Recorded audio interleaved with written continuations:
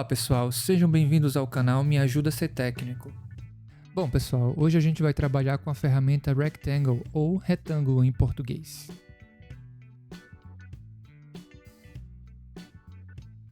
Abrindo aqui o AutoCAD, a gente consegue utilizar a ferramenta Rectangle através do seu ícone, que fica aqui no canto superior esquerdo. Clicando no ícone, a ferramenta é habilitada para uso. Então, clicamos em um ponto da área do desenho para começar o retângulo e depois em um segundo ponto para finalizar o retângulo. E com isso, o nosso retângulo está desenhado. Se eu quiser desenhar outro retângulo, basta repetir os passos anteriores e assim desenhamos outro retângulo.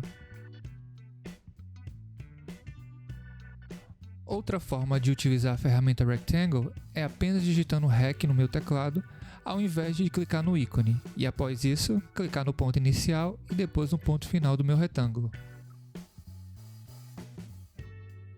Até o momento, apenas desenhamos retângulos com dimensões aleatórias, mas o que fazer se quisermos desenhar um retângulo com dimensões específicas? Bom, para desenhar um quadrado com as dimensões de 20 por 20, basta apenas clicar no ícone Rectangle, clicar em um ponto da área de desenho e depois digitar 20,20.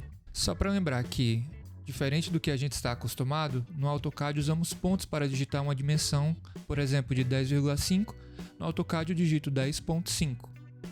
A vírgula é usada para separar coordenadas.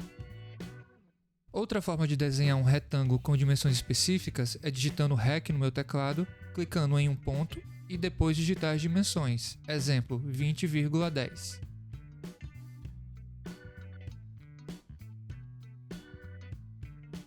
Só que, para podermos ganhar produtividade e precisão quando estamos utilizando essa ferramenta, a gente precisa lembrar um pouco do plano cartesiano.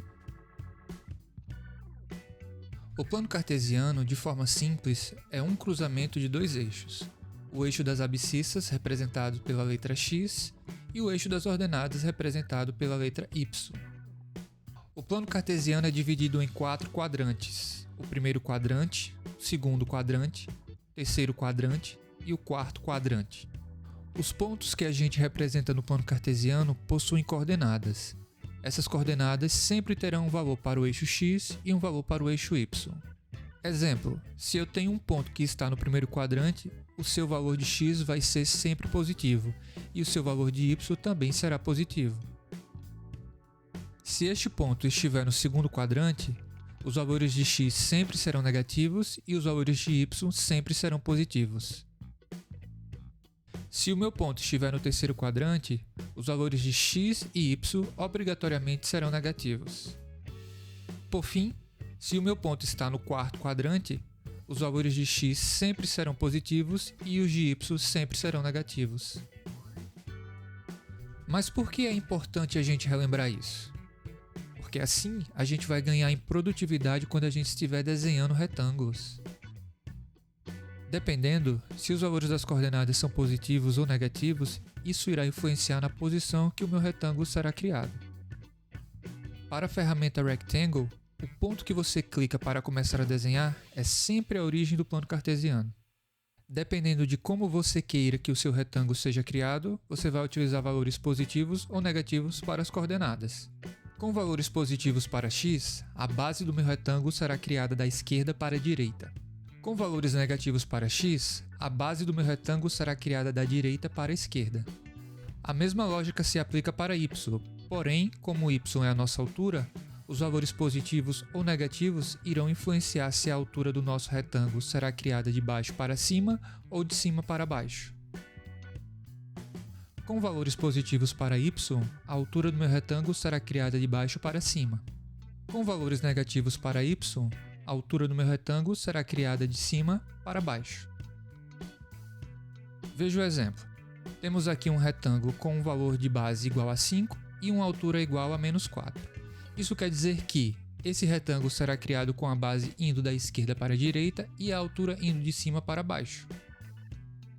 Note que no AutoCAD não existe medidas negativas. O fato de uma coordenada ser positiva ou negativa é apenas para a posição do desenho. Veja mais um exemplo. Agora o nosso retângulo tem as seguintes coordenadas: -5 na base e -4 na altura, ou seja, esse retângulo será criado com a base indo da direita para a esquerda e a altura indo de cima para baixo. Se você entender isso, você ganha em produtividade, pois não precisará estar movendo o retângulo após a sua criação. Agora vamos voltar ao AutoCAD e colocar essas informações em prática. Então, voltando para o AutoCAD, agora podemos desenhar um retângulo e levar em consideração as suas direções. Eu vou desenhar uma linha apenas para podermos visualizar melhor, ela vai servir de referência.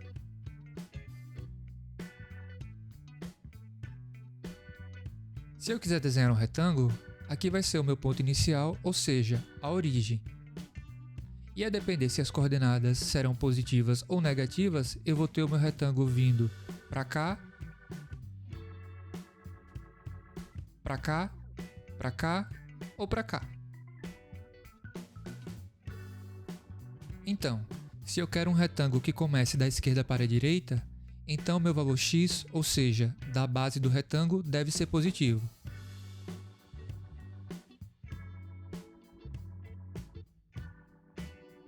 Por exemplo, 50.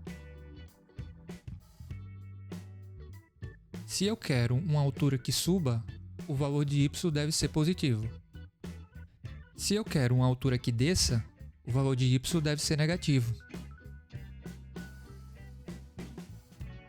Por exemplo, vou colocar aqui 60, então, a partir da base, o retângulo subiu.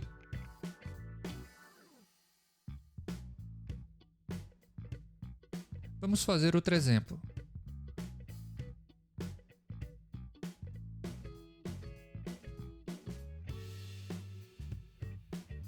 Para x, vamos colocar um valor positivo.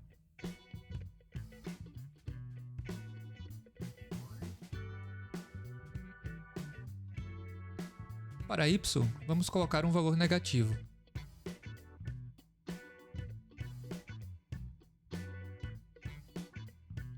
Então, só para reforçar, os valores positivos ou negativos das coordenadas irão apenas influenciar na direção que o retângulo será criado. Com isso, ganhamos produtividade, pois não vamos precisar mover o retângulo depois de criado. Uma dica, antes da gente terminar, é sempre bom reparar se o Dynamic Input está ativo, pois se ele não estiver, quando você tentar desenhar um retângulo com as dimensões específicas, isso aqui pode acontecer.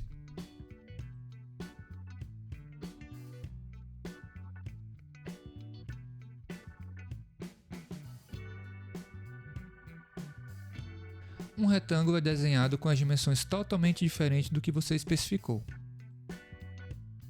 O Dynamic Input fica localizado aqui. Sempre deixe ativo.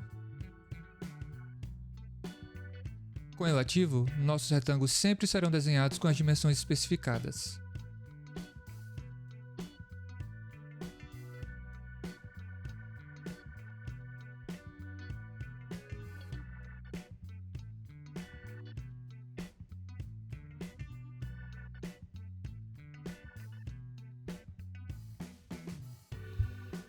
Obrigado por nos assistir. E se gostou do vídeo, não esquece de dar o like e se inscrever no canal. Até a próxima!